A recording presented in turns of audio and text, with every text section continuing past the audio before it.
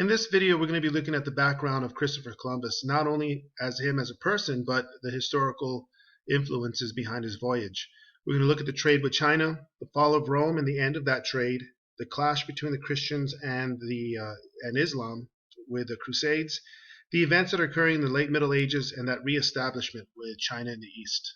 So in the ancient world, we had this concept or this connection between China and Europe, even during the Roman Empire, called the Silk Road.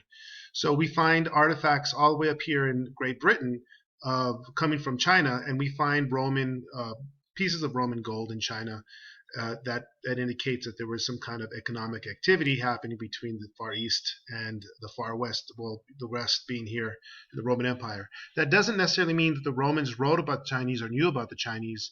Most of the exchanges occurred here along India and the Middle East. The Romans were aware of the people of India, but they weren't aware necessarily of the people of China. As soon as the Roman Empire fell, so did that trade and that economic activity happening between them. So with the fall of the Roman Empire, you have the rise of Islam. Muhammad establishes a religion. Islam starts to move up through North Africa and into Spain, where it's stopped by the Christians in France, the Germanic Christians. And so Islam is able to establish its dominance here for the next 1,000 or so years, and there is going to be a conflict eventually as the Germanic tribes develop into kingdoms. There is going to be a clash between these kingdoms and the Christian kingdoms and Islam, and we call these the Crusades.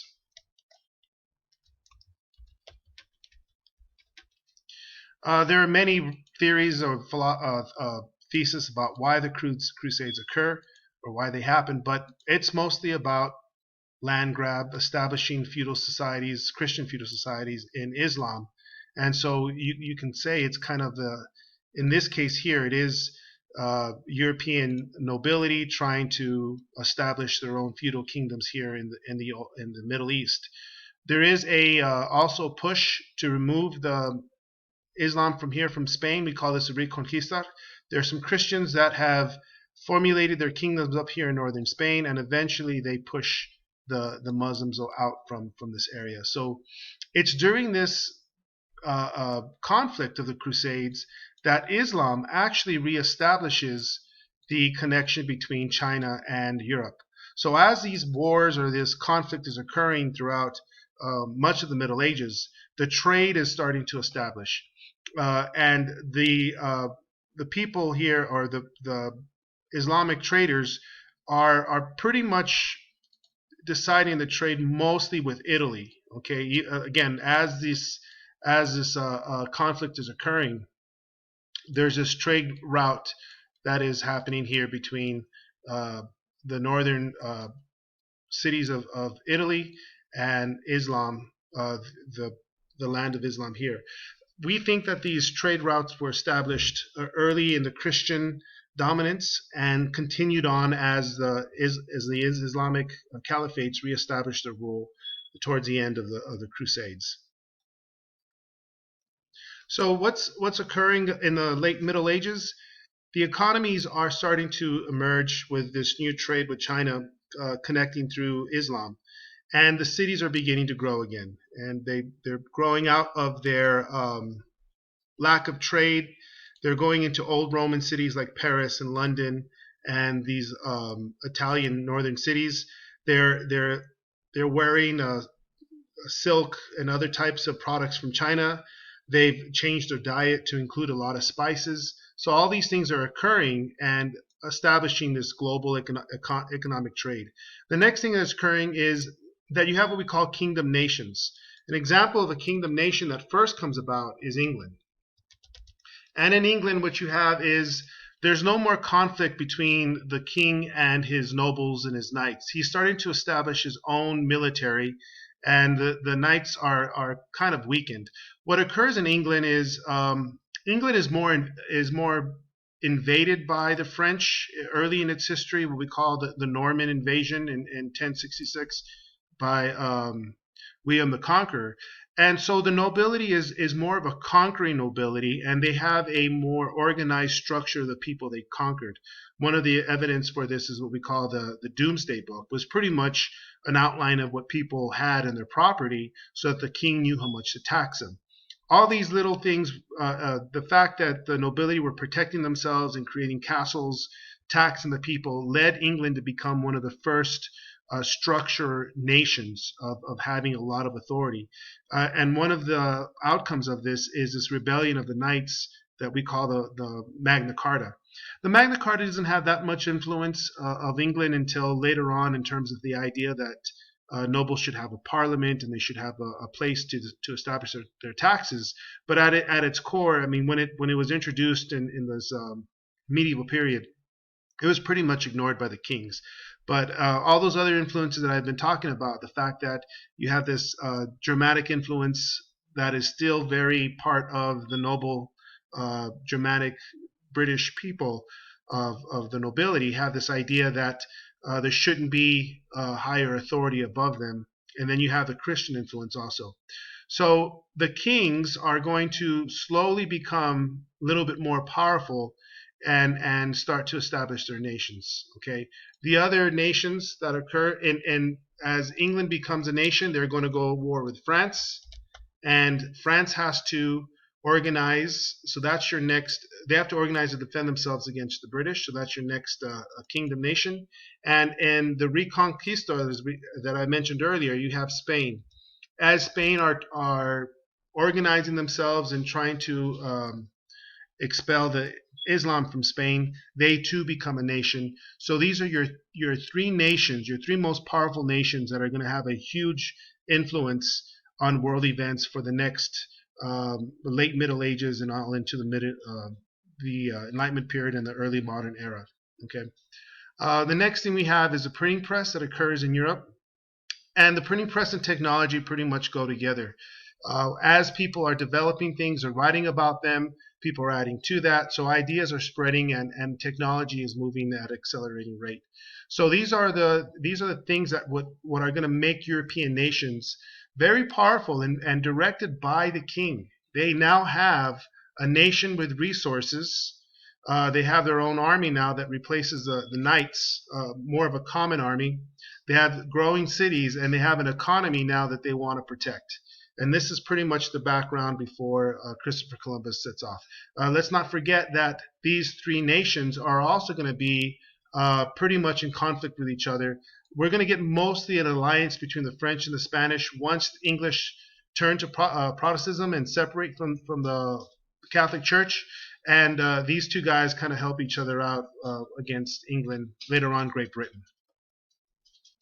Okay, to recap, during the Middle Ages, the Silk Road is first reestablished by the Mongol Empire. They get this trade route growing with Islam.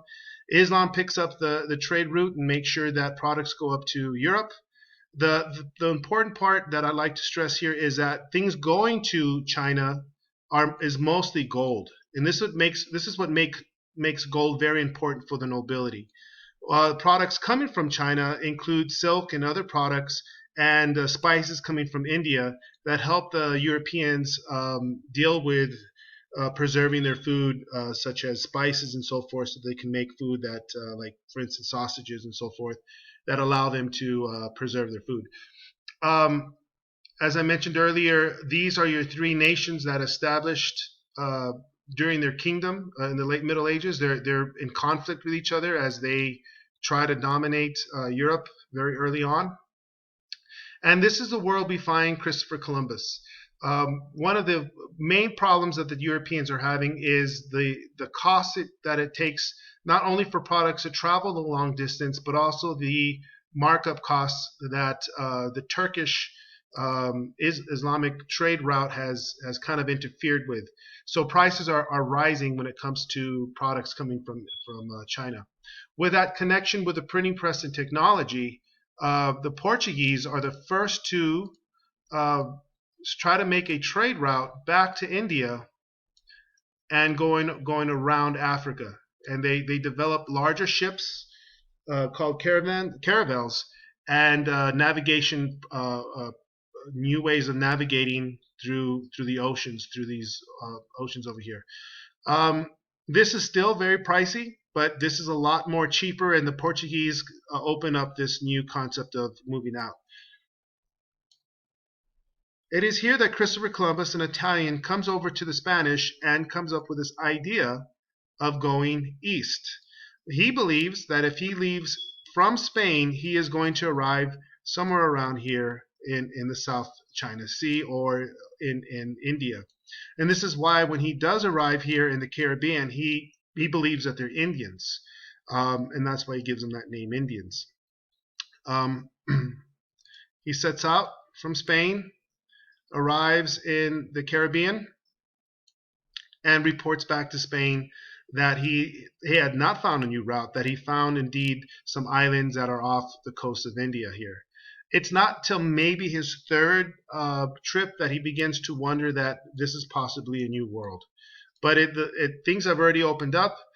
Many of these other nations are very interested in what's going on here. Is this a new world? If it is a new world, how are they going to establish it? But I'd like to make a point. The first thing they're all looking for is what China wants, and that is gold. And they feel that gold is abundant here, unlike in China, because everything else is. There's abundance of trees, abundance of animals, and so forth. It's kind of untouched by these societies here that have already cut off most of their resources. Trees are very hard to get by. Food is very scarce, and a lot of the land is devoted to not only farm but also animal ranching and husbandry. So when they see the new world, it's kind of like an untouched world. Not to say that there wasn't many Native Americans; they just didn't have the same type of economy that taxed the land the way that the Europeans' economy did. Tax meaning that the Europeans used the land a lot. They used a lot of farmland. They used a lot of trees, and there was a lot of clearing.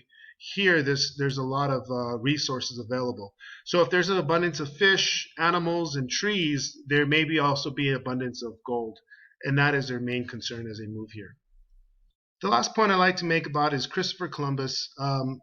His ranking in the Middle Ages, you couldn't move up in terms of this hierarchical structure. If you're up here, your nobility, you're a small percentage of the population.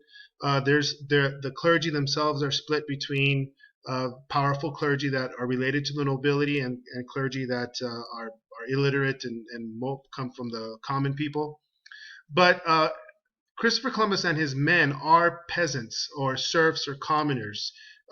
Christopher Columbus being a sailor, he still doesn't have those titles that he wants and so forth. So he sees this opportunity as a sailor to make it, to be able to move up and maybe get some kind of rank as he moves on to this project that he has with Spain. And Spain's going to take it because of this competition among themselves. If they can have that new route, why not give a shot to Christopher Columbus as he moves out?